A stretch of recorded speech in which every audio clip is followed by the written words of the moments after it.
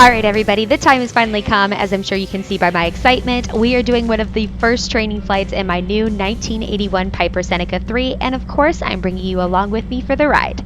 We are actually flying out of Houston Executive Airport today. I did do a thorough weather brief, and those clouds, even though they look low, are reporting broken at 2,500 feet with about a 10-knot crosswind. I will be keeping that in mind for both takeoff and landing. If you didn't know, I do already have my multi-engine commercial, I just don't utilize it very often, and I don't have my high performance endorsement, so that was the goal for this flight, and I'll tell you right now, I did in fact get signed off, which was very exciting. We are entering runway 18, and I'm going to walk you through this entire video step by step.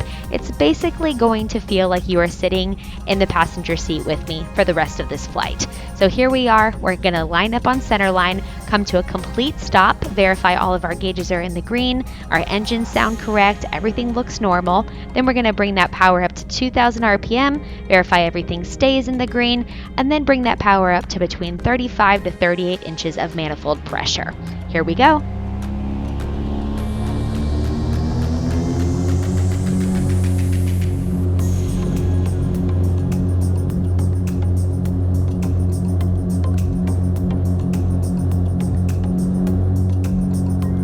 The rotation speed in this airplane is 79 knots, so once it got close to that, I started pulling gently on that control yoke and she took off right away.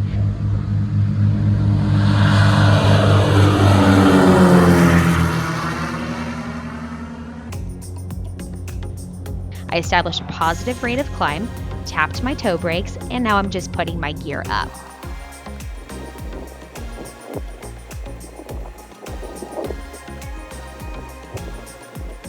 I'm going to verify that all 3 lights are extinguished and I do not see my gear in my mirror.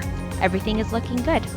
Because we are in a much faster airplane than normal, I was already at the edge of the runway, so here he's just giving me a gentle reminder that I could go ahead and pull a little power back, so I brought it down to 31 inches of manifold pressure.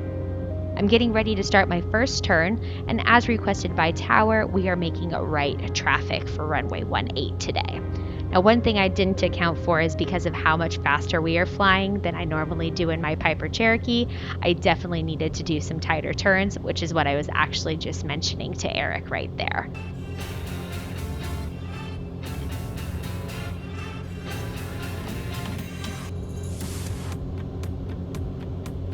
So here we are just about to level off at our traffic pattern altitude, which was 1,000 feet for this flight. And this is where we're going to start doing a few other inputs. I'm going to bring that manifold pressure back down to about 28 or so. And then I also changed my RPMs to about 2,500. I'm also going to manipulate my cowl flaps as necessary and still be on the lookout for some traffic. I do have to tell you, as bummed as I was that I wasn't able to do a cross country on this flight, I was really excited about the clouds because it did keep it at least a little cooler in the airplane. That being said, I do have air conditioning in this one, so that'll definitely help in those summer months.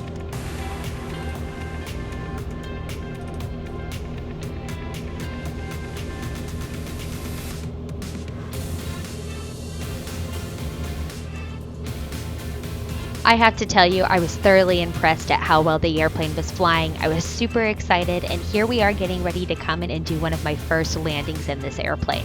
We just got a traffic alert from Tower, so we're looking for one that's on short final and one that's in front of us turning right base to final. I just spotted them, and luckily Eric was willing to handle the radio calls so that I could just get used to the airplane, my configurations, my flows, and review my checklist as necessary. Everything is looking great, so now it's time to jump into our before landing checklist.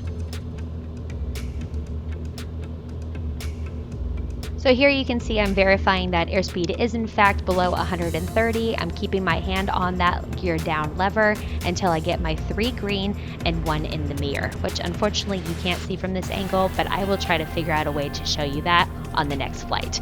I'm also going to put in my first notch of flaps because I knew I had a crosswind component and I'm in the process of learning this new airplane. I only intended to use 10 degrees or 25 max. I definitely was not going to use full flaps here. We just got cleared to land, so we're making that right turn to enter a right base for runway 18. Each one of these landings will be a full stop taxi back, that way there's no rush to try to get off the runway. I did also get to do some single engine practice this day where I simulated a lost engine on short final, and I can't wait to show you guys that in another video too.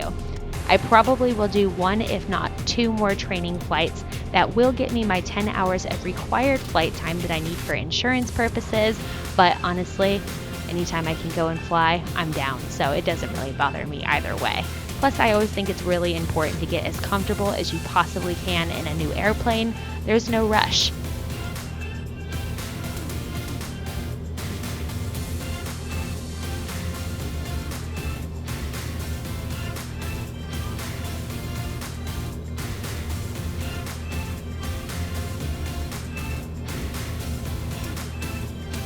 Now, since we've already been cleared to land, we are going to start our turn for final. This might look like a long final, but keep in mind, we are going so much faster than I would be in my Piper Cherokee. So I'm in the process right now of starting to slow myself down, trying to stay on glide slope, and trying to stay on center line. I was flying the traffic pattern at about 105 knots. When I turn for final, I'm slowing down to about 90 to 95 because we do have a little bit of that crosswind component. And once I get close to landing or over the numbers, I'll start slowing down even further. All of my gauges are in the green. The traffic that we were following is already on the runway, so things are looking really good.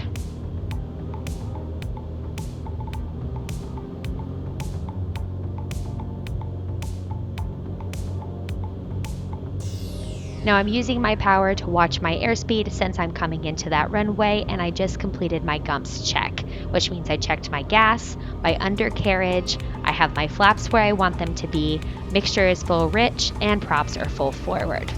Airspeed's coming down nice and easy. I'm a little sideways here, so I'm working on getting slowly back over to that center line, not doing anything too drastic, just making sure that I feel comfortable and I'm ready for a go around just in case.